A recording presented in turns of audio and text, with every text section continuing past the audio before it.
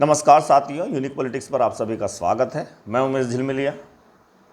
साथियों, जिस भी पार्टी की सरकार किसी भी राज्य में या देश में होती है, उसका हक है कि वो ज़्यादा से ज़्यादा काम करे, अपने मन मुताबिक अच्छे काम करे, जनता के हित में काम करे और नए नए जिलों का भी निर्माण हो। जनसंख्या ज़्यादा है, स्कूलों का भी निर्माण हो, यूनिवर्सिटियाँ भी बने, अस्पताल भी बने, यानी कि सभी चीज़ों का निर्माण हर सरकार को अपने राज्य में करने का अधिकार भी होता है और नाम रखने का भी उनको अधिकार, राइट होता है कि आपने अगर कोई ज़िला भी बनाया तो किस नाम से वो ज़िला होना चाहिए, तो सरकार तय कर सकती है ये चीज़ें।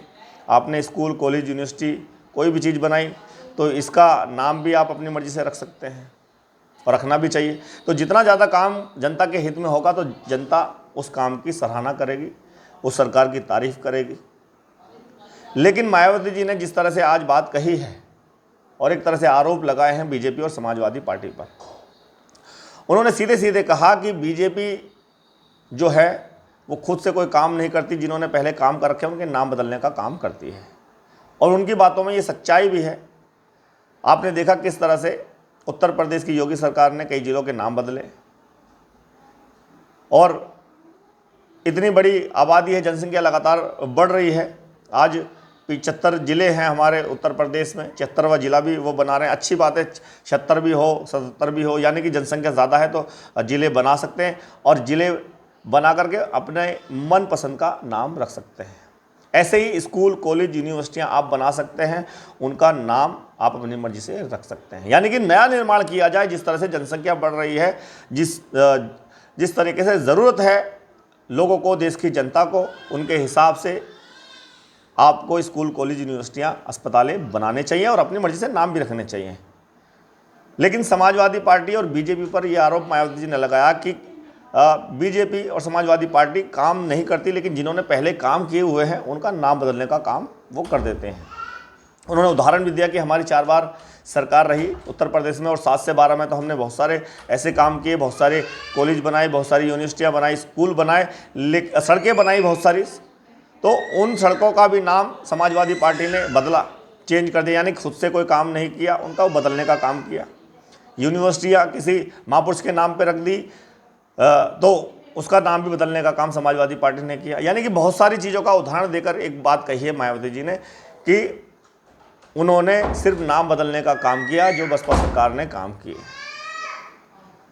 लेकिन अगर जनता के हित में कोई काम आपको करना है तो आप अपनी मर्जी से, जो आपको नाम अच्छा लगता हो, कुछ भी नाम जिसके आप समर्थक हो कि ये नाम होना चाहिए, तो उस नाम का आप स्कूल बना दो, कॉलेज बना दो, सड़कें बनवा दो।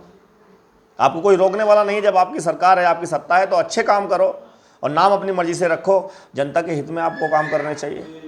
लेकिन ऐसा नहीं होता। समाजवादी पार्टी और बीजेपी पर, दोनों पर मायावती जी ने ये आरोप लगाए हैं। लेकिन मायावती जी ने ऐसा नहीं किया। ये भी कहा है कि मायावती जी ने किसी भी पार्टी की कोई सरकार रही हो उनसे पहले, तो उन्होंने जो काम किए हैं, कोई नाम अगर उन्होंने रखा है तो मायावती जी ने कोई नाम नहीं बदला, नया नाम दिया है या नया काम किया है तो नया नाम उनको दिया है।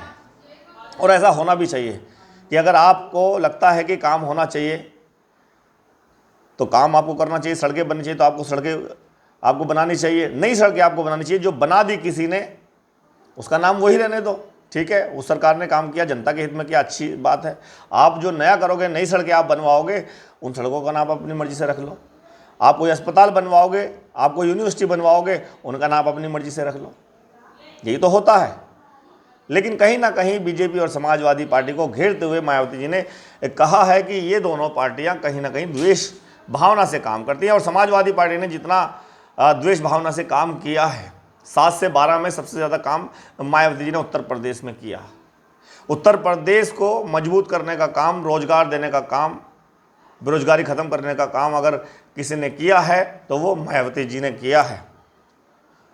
कहते हैं कि 7 से 12 में जितने काम हुए या जितने कॉलेज बने, यूनिवर्सिटी बनी, स्कूलें बने, आज वो काम ना हो रहे हैं और ना ही किसी और पार्टी ने उनके बाद किए हैं। 7 से 12 का काल सबसे बढ़िया बताया जा रहा है। जनता के बीच में अगर हम जा रहे हैं तो वो इस बात को कह रहे हैं कि 2007 से 12 का मायावती जी का जो राज था, माया राज वो कहते हैं, तो वो सबसे बेस्ट था, सबसे बढ़िया था, सबसे ज़्यादा काम उसी में हुए हैं। नए नए स्कूल कॉलेज वगैरह जो बने थे अब नहीं बनते, और किसी का नाम बदला नहीं मायावती ने। सबसे बड़ी बात यह है कि अगर समाजवादी पार्टी की भी सरकार पहले गठबंधन से रही है, बीजेपी की भी गठबंधन से रही है, अगर दूसरी सरकारों की सरकार रही है, दूसरी पार्टियों की सरकार रही है, उन्होंने कोई काम कर दिया है तो उनको कभी, उनके नाम को कभी बदला नहीं है। अपने नए काम किए हैं और होना भी ऐसे ही चाहिए। लेकिन 7 से 12 में जब मायावती जी ने काम किए, बहुत सारे ऐसे काम थे, ऐसी सड़कें थी, ऐसे कॉलेज थे, ऐसे यूनिवर्सिटियाँ थी, ऐसे अस्पताल थे, तो उनके नाम जब नए मायावती जी ने दिए तो 2012 में समाजवादी पार्टी की सरकार आ गई।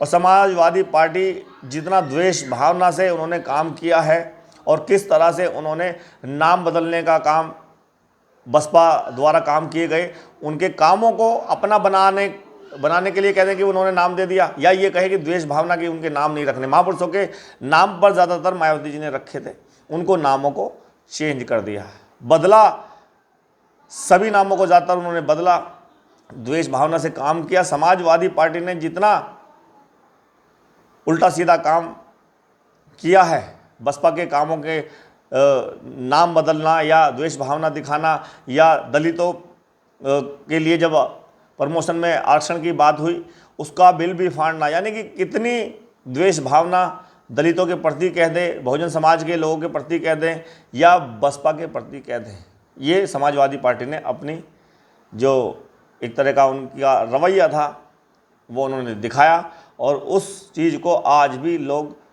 कहते भी हैं कि समाजवादी पार्टी आज जो दलितों की नेता बनती है, पीडीए की बात करती है, ये पीडीए नहीं है, ये सिर्फ परिवार डेवलपमेंट अथॉरिटी, एक तरह से लोग कहते हैं कि परिवार को बढ़ाना है। और दलितों का हमेशा से नुकसान अगर किसी ने किया वो समाजवादी पार्टी ने सबसे ज़्यादा किया। और समाजवादी पार्टी आज वोट लेने के लिए आपने देखा किस तरह से दलितों की राजनीति कर रही है। राणा सांगा वाला जो मुद्दा है, उस मुद्दे पर क्योंकि समाजवादी पार्टी के वो सांसद हैं, राजपूत समाज के लोग भी अगर उनसे नाराज़ हैं तो वो समाजवादी पार्टी की बात करेंगे, समाजवादी पार्टी का नेता है वो। लेकिन अखिलेश यादव हो या कांग्रेस हो, वो दलित कार्ड खेलने की कोशिश कर रहे हैं। वो कह रहे हैं कि दलित के घर पर जाकर अत्याचार करना, ये करना, सांसद के घर जाना, समाजवादी पार्टी के सांसद के घर जाकर हमला करना, इस तरह की बात नहीं कर रहे हैं। वो जो उन्होंने किया, राजपूतों ने जो भी वहाँ लोग गए थे वो गलत है, उनको सज़ा होनी चाहिए, कानूनन उन्हें सज़ा होगी और जेल भी है। कुछ लोग जो भी उल्टी सीधी हरकतें अब भी कर रहे हैं, मीडिया पर बोल रहे हैं, भड़काऊ भाषण दे रहे हैं, उन पर भी एक्शन होना चाहिए, हम तो इस बात को कह रहे हैं। लेकिन समाजवादी पार्टी सिर्फ दलित कार्ड खेल रही है। रामजी लाल सुमन के बयान जो उन्होंने दिया, जो भी मुद्दा वो चल रहा है, उसमें दलित कार्ड खेलने का काम समाजवादी पार्टी कर रही है। मैंने बताया कि जिस तरह से 24 में दलितों ने मात्र 24-25% वोट जाटवों ने, एससी में लगभग 24% लोग हैं, तो उसमें से 16% आबादी जाटवों की है। जाटवों ने भी 24-25% समाजवादी पार्टी को वोट दिया 2024 में, किसी माहौल के कारण, या जो इन्होंने कांग्रेस और इंडिया गठबंधन के लोगों ने कहा था कि बीजेपी जो है संविधान खत्म कर देगी, आरक्षण खत्म कर देगी। लेकिन आज ये चीज़ नज़र आती है कि समाजवादी पार्टी और कांग्रेस ही आरक्षण विरोधी है, इस तरह की चीज़ें सामने नज़र आ रही हैं।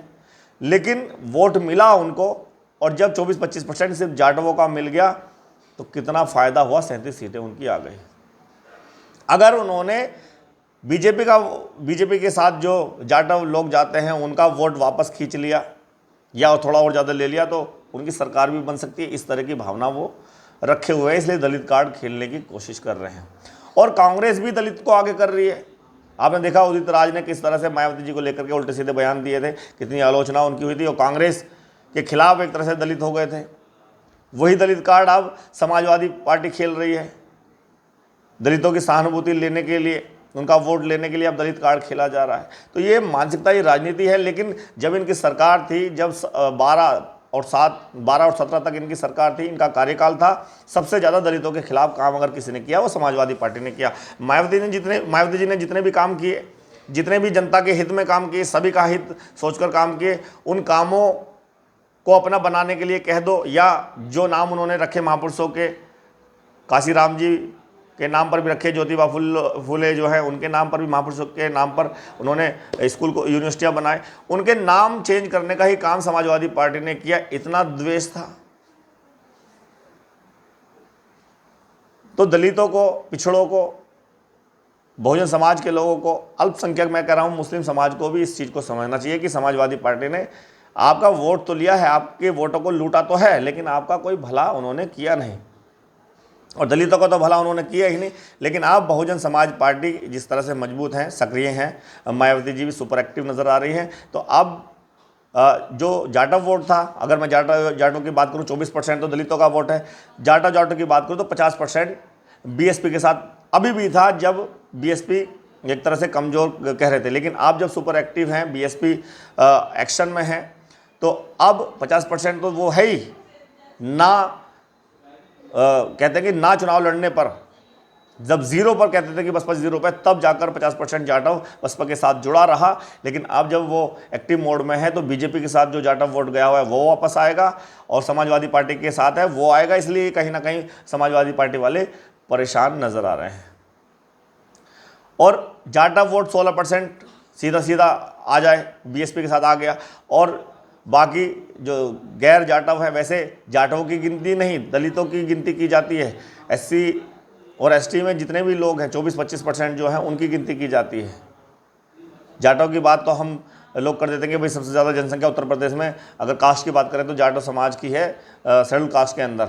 लेकिन मायावती जी का जो वोटर्स है वो दलितों का वोट गिना जाता है 24-25%। अगर वो साथ में आ गया, वो एक साथ आ गया, तो बीएसपी आसानी से सरकार बना सकती है। ओबीसी समाज के लोग भी, और बल्कि सवर्णों में भी 1% वोट बीएसपी को मिलता है, सवर्णों का भी। ओबीसी समाज के लोगों का वोट भी, ठाकुरों का वोट भी लगभग 3 से 4% उत्तर प्रदेश के अंदर मिल जाता है। तो बीएसपी को अच्छा खासा वोट मिलता है, लोग पसंद भी करते हैं, क्योंकि मायावती जी जिस तरह की राजनीति करती हैं, कहीं बदले की भावना नहीं रहती, सभी को साथ लेकर चलती हैं। लड़ाई झगड़े दंगे, कानून व्यवस्था बड़ी अच्छी रहती है, तो सबको साथ लेकर वो चलती है। इसलिए बसपा पे कोई उंगली नहीं उठाता, और आज तक मायावती जी पर भी कोई भ्रष्टाचार का कोई केस नहीं है, कुछ नहीं है। लोगों ने बड़े बड़े आरोप लगाए, कुछ भी किया, लेकिन मायावती जी हमेशा क्लीन चिट रही। तो सबसे ईमानदार नेता की अगर बात करें, सबसे अच्छे काम करने वाले नेता की बात करें तो मायावती जी हैं, इसलिए लोग पसंद करते हैं। और बदलाव 2027 में जिस तरह से दिखाई दे रहा है, और बसपा की सुप्रीमो मायावती जी ने कहा है कि हम सरकार बना लेंगे, यानी कि सरकार बनेगी, इस तरह का स्टेटमेंट भी मायावती जी ने दिया है, तो इसका मतलब इसके पीछे कोई ना कोई बड़ी राजनीति मायावती जी करने वाली है। बहुत बहुत धन्यवाद, नमस्कार।